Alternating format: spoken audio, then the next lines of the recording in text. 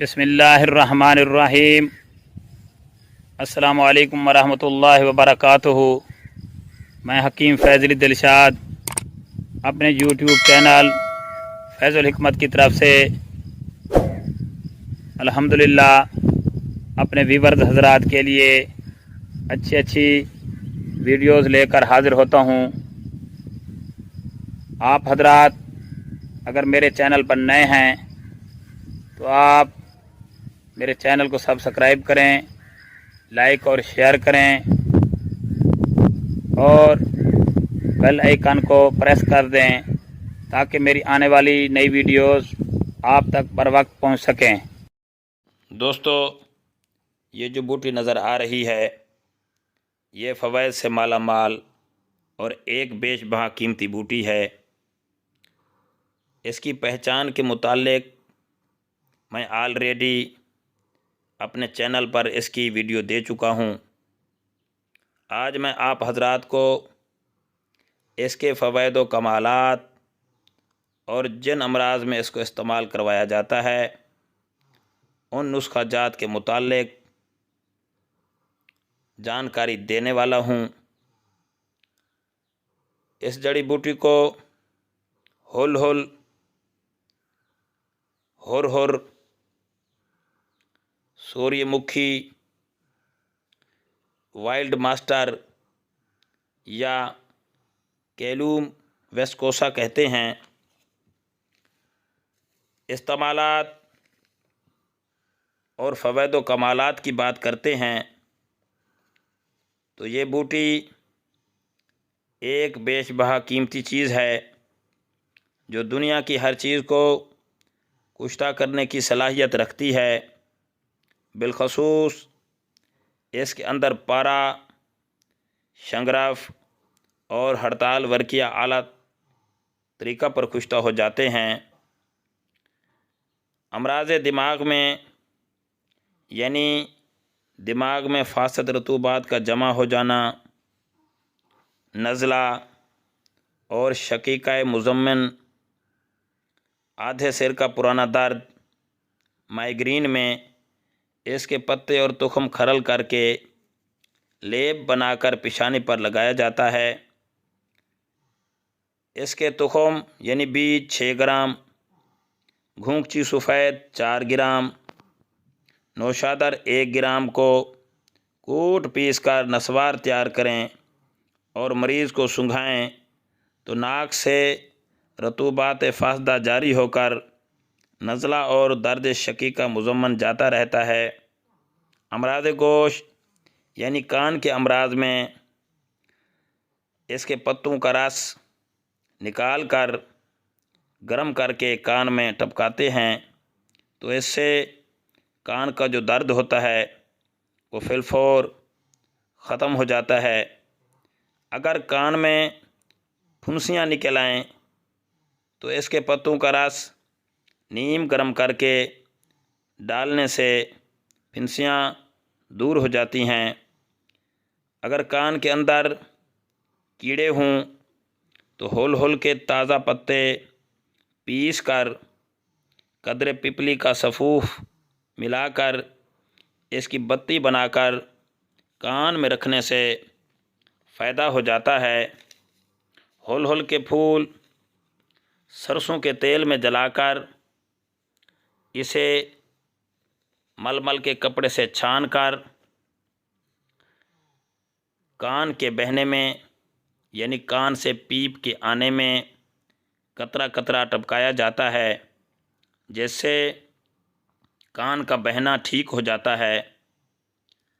امراض دندان یعنی دانتوں کے امراض میں اگر دانتوں میں سوراخ ہوں اور سخت درد ہو کر مریض مارے درد کے سخت بے تاب ہو رہا ہو تو اس کے استعمال سے فی الفور درد ختم ہو جاتا ہے۔ ہول کے تازہ پتوں کا رس درد کے مخالف سمت کے کان میں ٹپکانے سے روتا ہوا مریض بھی ہنس کر کہے گا کہ اس میں کوئی درد اب نہ ہے۔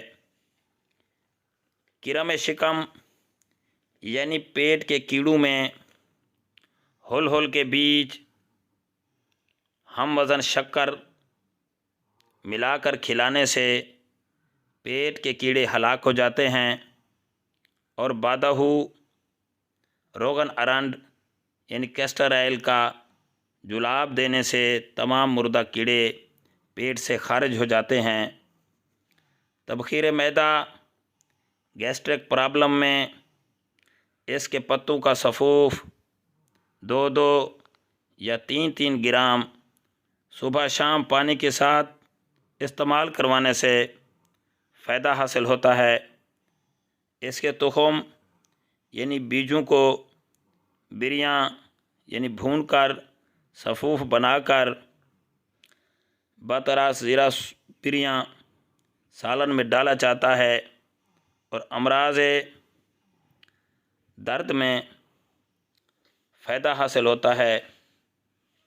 ہول ہول بوٹی کے پتوں کا رس بقدر مناسب پلانا بہترین مسہل اور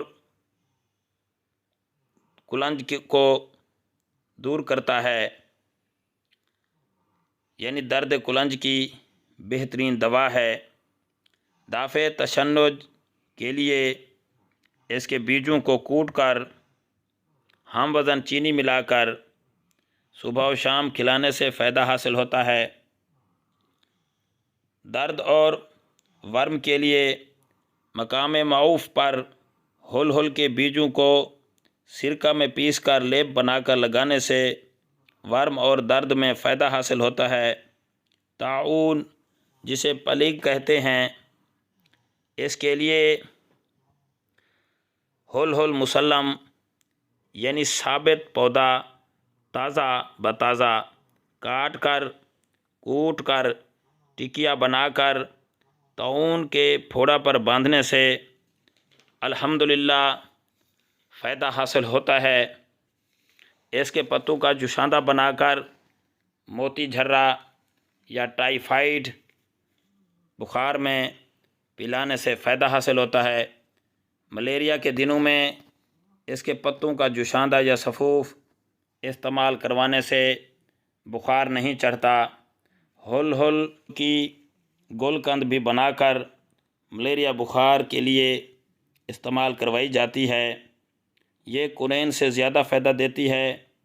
پھول ہول ہول لے کر ڈنڈیاں دور کر کے اس میں دگنی چینی ملا کر گول قند تیار کریں۔ ملیریا بخار کے لیے 3 گرام صبح و شام پانی کے ساتھ استعمال کروائیں۔ ہول ہول بوٹی تازہ بتازہ کو کوٹ کر ایک ٹکیا سی بنا لیں۔